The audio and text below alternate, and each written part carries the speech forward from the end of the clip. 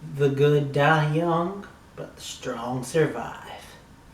Greetings, geeks and geekerellas. It is me. I am back for the finale of Cloak and Dagger. Whew. This was a good one. Well, I mean, they're all good ones, but whoo boy. Welcome to the fear zombie apocalypse. Whew.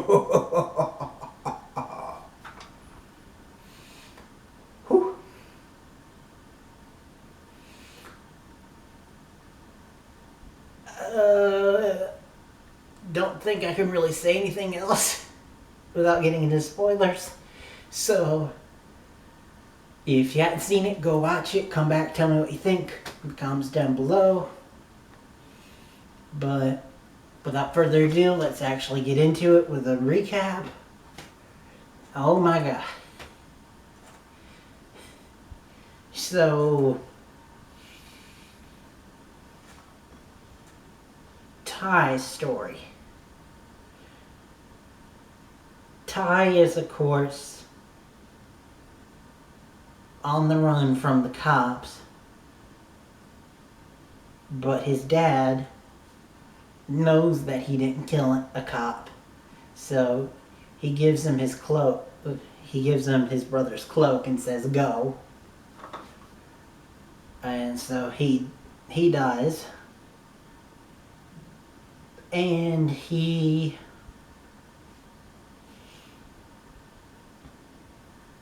hides for a while, but then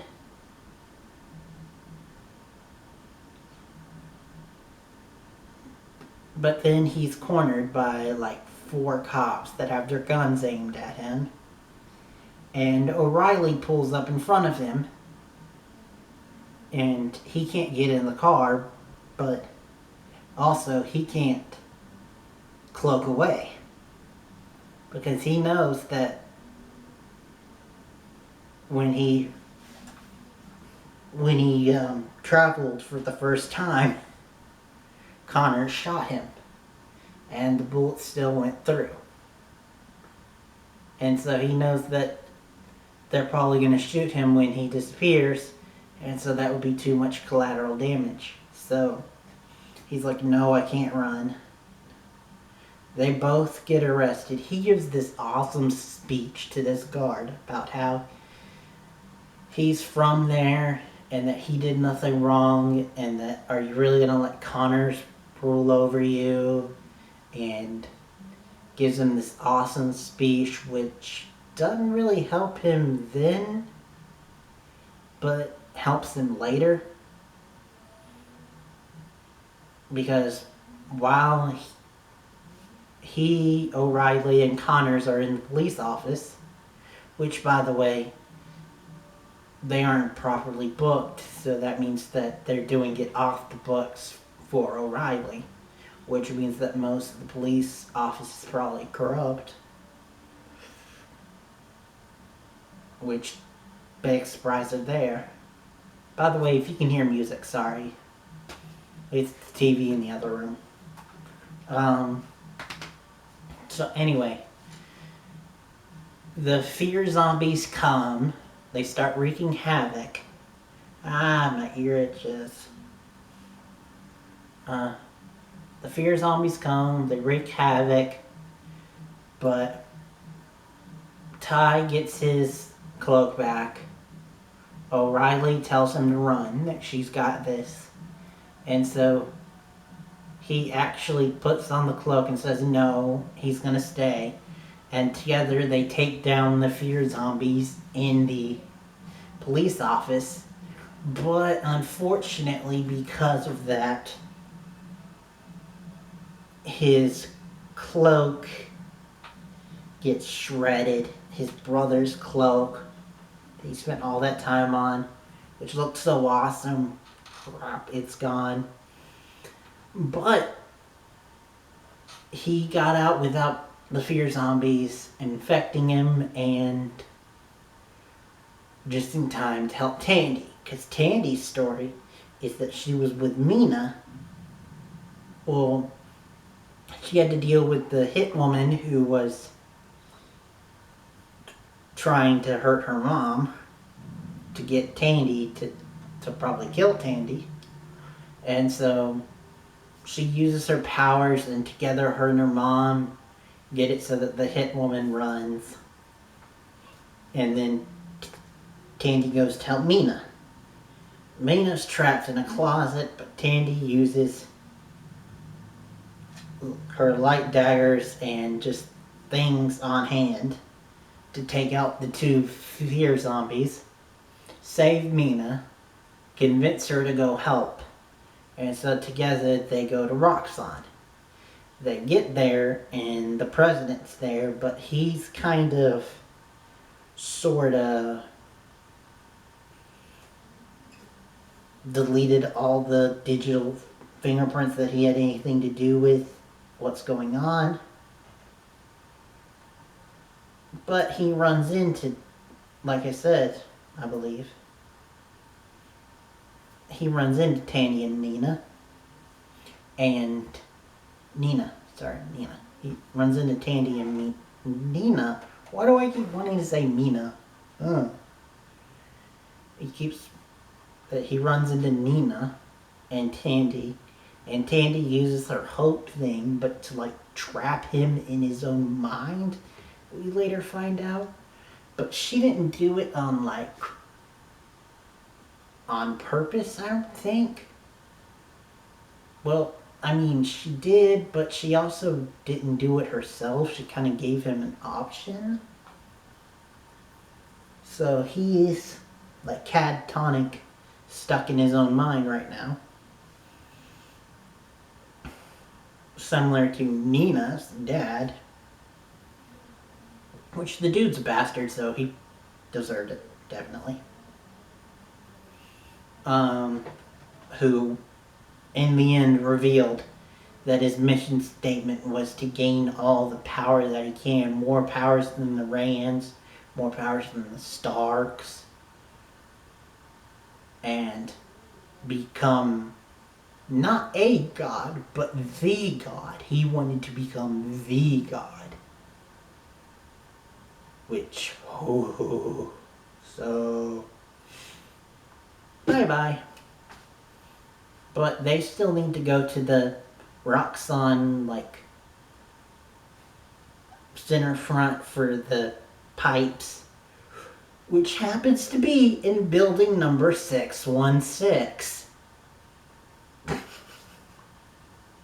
Which, for those of you that might not know, in the comic books, 616 is the name of the main Earth that all of our most famous stories of Captain America, Iron Man,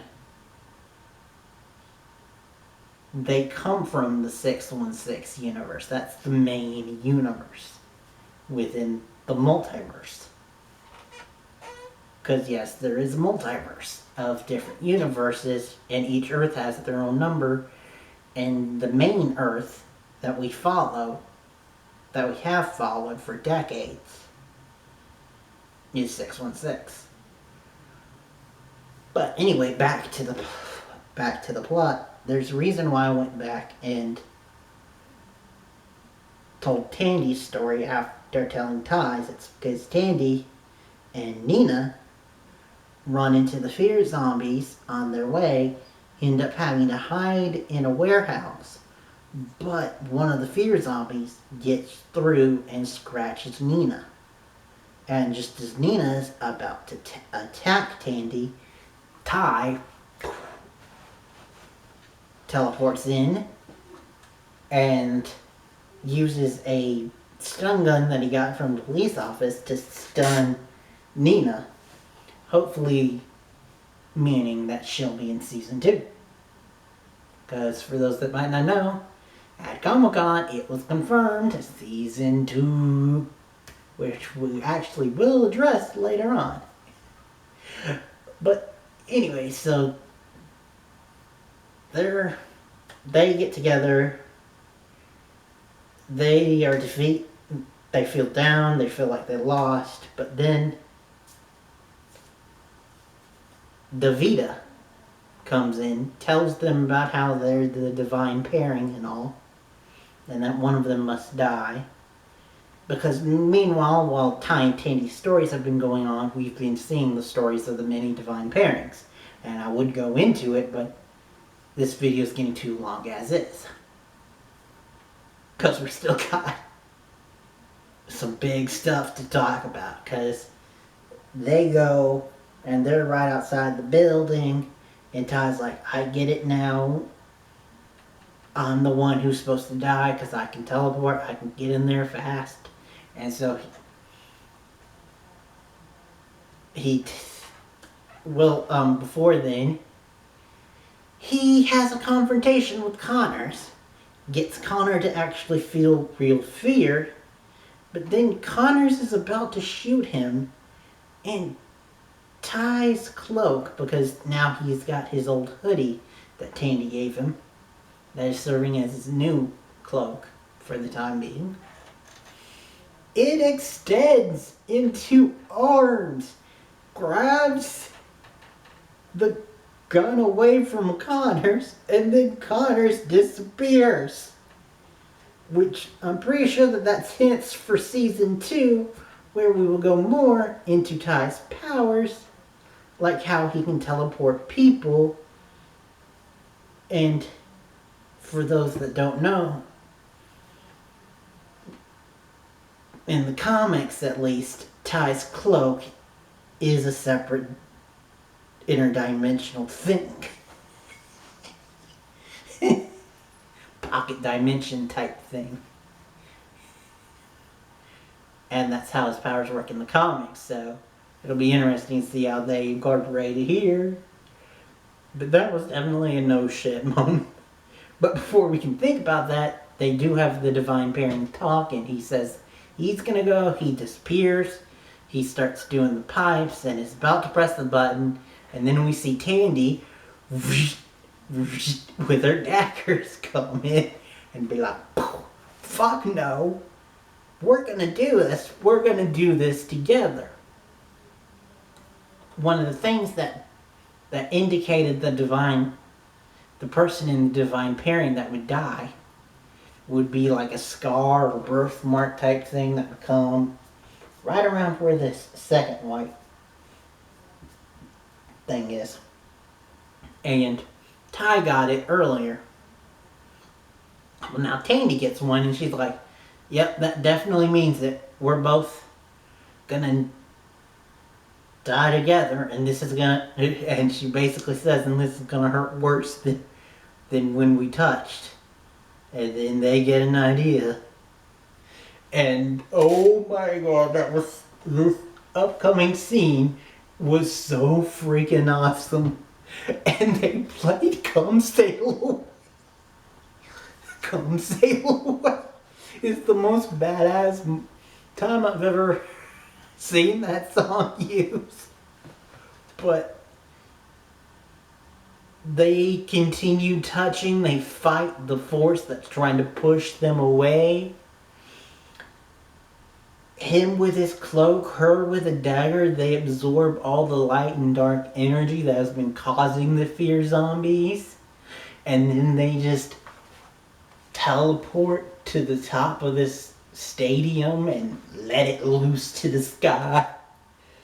Like I said, all while Come Sail Away is playing. But it's a pretty badass, awesome moment. And then they just sit there with grabbing each other's hand, just lying there. Oh, I totally forgot to mention. In a fight scene before they get to Building 616, they're in a tough spot, and all of a sudden, Sniper comes, and it's O'Reilly. But then Connors comes in and kills her, but not before she can get blasted by stuff from the pipe. And then she falls into the water, never to be seen again. Which, I'll get to that in a minute. because we just see an epilogue with the two. Tandy's moving in back in with her mom, but Ty's moving into the church because the police are still after him. She gives them rations, and they end on a nice note with the two of them, but not where they're coming together, but not romantically, which is interesting because I thought this whole season was going to be about them being romantic, but looks like Davita's going to stick around for a while, which I'm not complaining. But then we end on O'Reilly crawling out of the river, and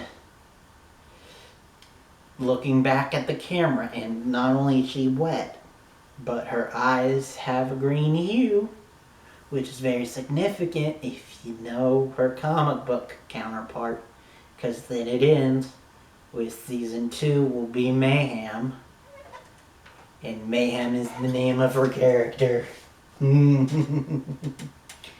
And no, it's not the Mayday Parker clone, for those comic book people that know that.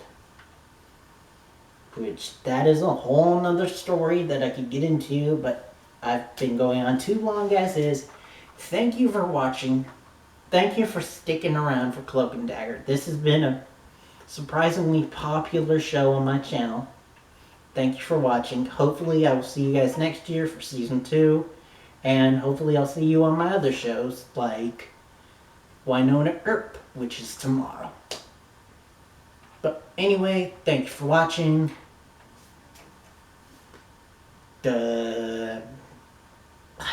Nothing else to say except till next time and beyond.